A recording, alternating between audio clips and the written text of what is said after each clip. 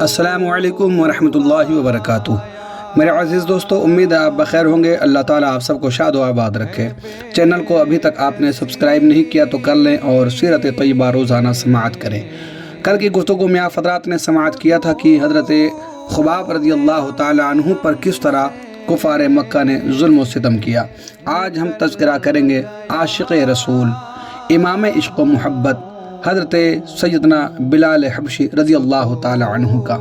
وہ بلال حبشی جو ایمان لانے سے پہلے امیہ کے غلام تھے۔ حضرت بلال حبشی رضی اللہ تعالی عنہ حبش کے رہنے والے تھے اور امیہ کی غلامی میں رہا کرتے تھے۔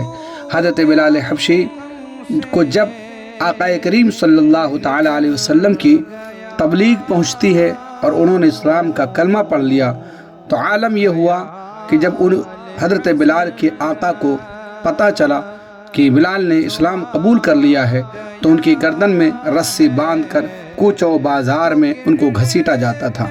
ان کا آقا ان کو کوچ و بازار میں گھسیٹتا تھا، ان کی پیٹھ پر لاٹھیاں برسائی جاتی تھیں۔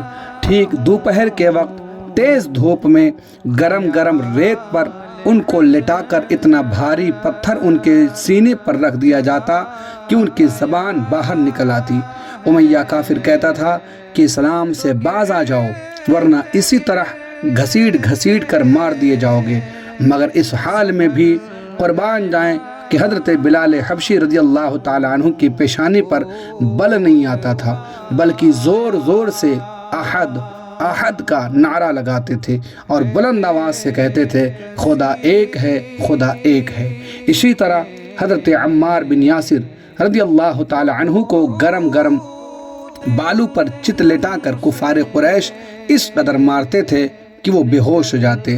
ان کی والدہ حضرت بی بی سمیہ رضی اللہ تعالی عنہ کہ جن کو اسلام لانے کی بنیاد پر ابو جہل نے ان کے ناف کے نیچے ایسا نیزہ مارا کہ یہ شہید ہو گئیں۔ یہ اسلام کی خاتونوں میں پہلی شہیدہ ہیں حضرت بی بی سمیہ۔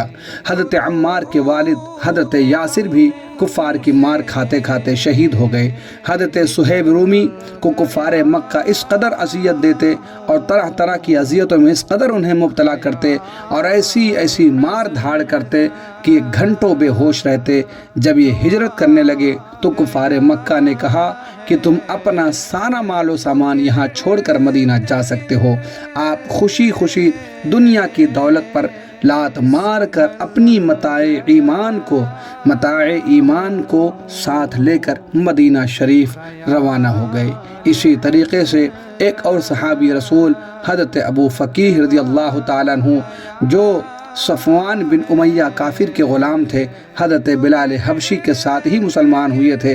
جب صفوان کو ان کے اسلام کا پتہ چلا تو اس نے ان کے گلے میں رسی کا پھندا ڈال کر ان کو گھسیٹا اور گرم جلتی ہوئی زمین پر ان کو چت لٹا کر سینے پر وزنی پتھر رکھ دیا۔ جب ان کو کفار گھسیٹ کر لے جا رہے تھے، راستے میں اتفاق سے ایک گبریلا نظر پڑا۔ کفی امیہ کافر نے طعنہ مارتے ہوئے کہا کہ دیکھ تیرا خدا یہی تو نہیں ہے۔ حضرت ابو فقیہ نے فرمایا یہ کافر کے بچے خاموش ہو جا، میرا اور تیرا خدا اللہ ہے۔ یہ سن کر امیہ کافر غضبناک ہو گیا اور اس زور سے ان کا گلا گھونٹا کہ وہ بے ہوش ہو گئے اور لوگوں نے سمجھا کہ ان کا دم نکل گیا۔ اسی طرح حضرت عامر بن فہیرہ رضی اللہ تعالیٰ عنہ کو بھی اس قدر مارا جاتا تھا کہ ان کے جسم کی بوٹی بوٹی درد مند ہو جاتی تھی۔ حضرت بی بی لبینہ رضی اللہ تعالیٰ عنہ جو لونڈی تھی، حضرت عمر رضی اللہ تعالیٰ عنہ جب کفر کی حالت میں تھے اس غریب لونڈی کو اس قدر مارتے تھے کہ مارتے مارتے تھک جاتے تھے، مگر حضرت لبینہ اف نہیں کرتی تھی بلکہ نہایت جرأت و استقلال کے ساتھ کہتی تھیں اے عمر، اگر تم خدا کے سچے رسول پر ایمان نہیں لاؤ گے تو خدا تم سے ضرور اس کا انتقام لے گا۔